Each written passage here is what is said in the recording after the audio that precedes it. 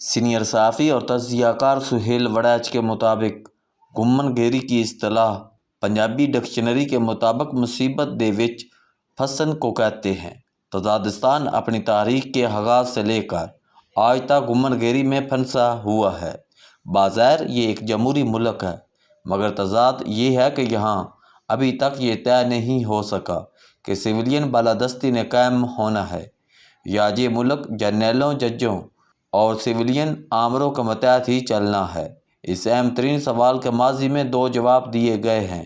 ایک یہ کہ سویلین بالادستی صرف اور صرف جدوجہد یا کسی بڑی بغاوت کے نتیجے میں حاصل ہو سکتی ہے۔ دوسرا جواب تاریخ میں یہ ملتا ہے کہ سویلین بالادستی بغاوت کے نتیجے میں نہیں آتی، کیونکہ طاقتور اس قدر مضبوط ہے کہ وہ ایسی کسی بھی جدوجہد کو آسانی سے کچل دیتے ہیں۔ سویلین بالادستی کے لیے ضروری ہے کہ نظام کے اندر رہیں اور آہستہ آہستہ اپنی کارکردگی اور دانش سے اپنی جگہ کو بڑھاتے جائیں۔ اگر آج کا سیاسی نظام دیکھا جائے تو صاف نظر آتا ہے کہ یہ دوسرے سوال کے مطابق چل رہا ہے۔ حکومت میں شامل سیاسی عناصر کا خیال ہے کہ وقت کے ساتھ جب وہ کارکردگی دکھائیں گے تو ان کی جگہ سپیس بڑھتی جائے گی اور وہ ریاست میں مؤثر آواز بننے کے قابل ہو جائیں گے۔ سیاسی عناصر کے اس خوش فہمی کی اکثر حوصلہ شکنی جاری رہتی ہے، لیکن فی الحال طاقتوروں اور حکومت میں شامل سیاسی عناصر کے پاس مل کر چلنے کے علاوہ کوئی راستہ نہیں۔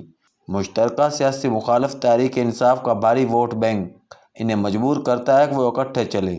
سو چل رہے ہیں، لیکن دونوں طرف دباؤ ہے، کھینچاتانی ہے اور دونوں دل ہی دل میں ایک دوسرے کی کمزوریوں پر نالاں رہتے ہیں۔ موجودہ صورتحال سے نکل کر مشہور امریکی تاریخ دان ول ڈیورانٹ کی طرف جاتے ہیں، جس نے اپنی اہلیہ ایریل ڈیورانٹ سے مل کر 11 جلدوں پر مشتمل دی اسٹوری آف سویلائزیشن لکھی۔ اس تصنیف نے دنیا میں دھوم مچا دی اور اب اس کو پڑھے بغیر انسان کی 5000 سالہ تہذیب اور تاریخ کو سمجھنا ناممکن ہے۔ بعد ازاں ول ڈیورانٹ نے اپنی 11 جلدوں پر لکھی تاریخ کو سموتے ہوئے ایک چھوٹی سی کتاب دی لیسن آف ہسٹری لکھی۔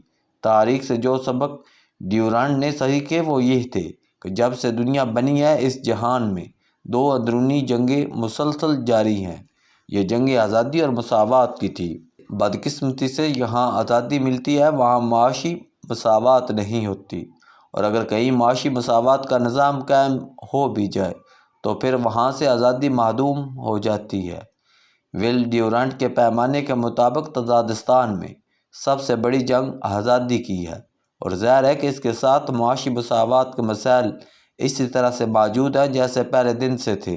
پاکستان بننے کے بعد بانی قائد اعظم محمد علی جناح نے پارلیمانی جمہوری نظام اور سویلین بالادستی کے حوالے سے واضح پیغام دیا تھا، مگر 1948 کی پاک بھارت جنگ نے ملک کی سمت بدل دی۔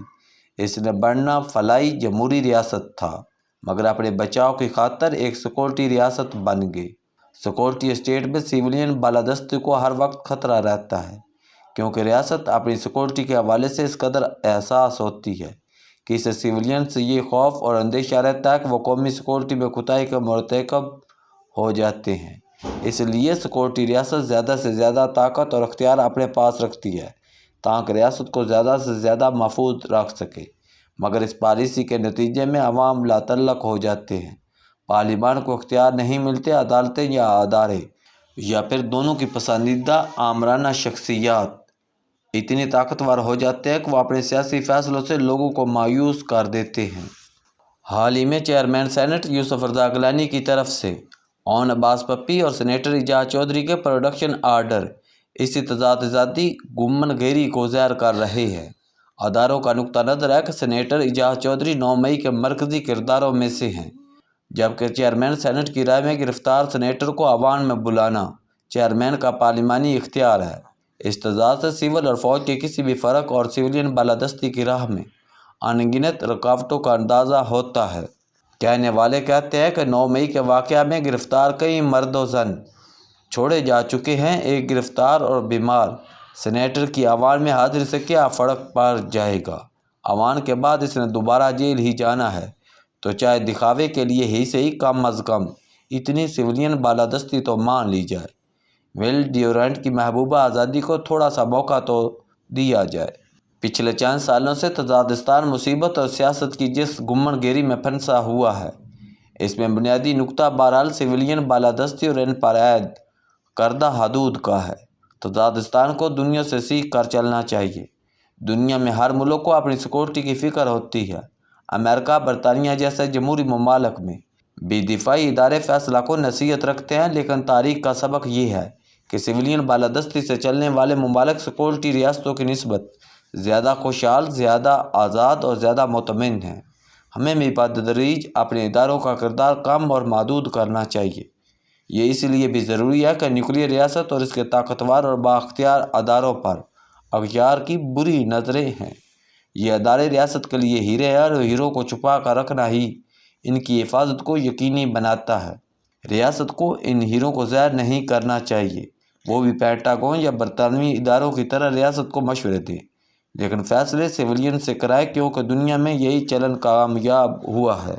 سیاسی گمن گیری کی مضبوط گانٹھوں کو کھولنے کے لیے اہل سیاست کا کردار اہم ہے۔ اگر وہ اسی طرح غیر سنجیدگی سے ایوانوں کی کارروائی چلائیں گے اور مصالحت نہیں ہونے دیں گے تو سویلین بالادستی کے خواب کی تعبیر سرے سے ممکن ہی نہیں ہوگی۔ اگر اس ملک کو جمہوری ٹریک پر چلانا ہے، گمن گیروں سے نکالنا ہے، تو دل بڑے کرنے ہوں گے، لچک پیدا کرنی ہوگی، ماضی کی غلطیوں کی معافی مانگنی ہوگی، مستقبل میں جمہوری آزادیوں کو ٹھوس ضمانت دینا ہوگی۔ جب تک سیاستدان مصالحتی فارمولے تک نہیں پہنچتے، نہ یہاں کوئی جمہوریت مستقل رہے گی اور نہ ہی سویلین بالادستی کی طرف سفر شروع ہو سکے گا۔ کیا اب بھی وقت نہیں آیا کہ ہم سب اپنی غلطیوں سے سیکھ کر آگے بڑھ سکیں؟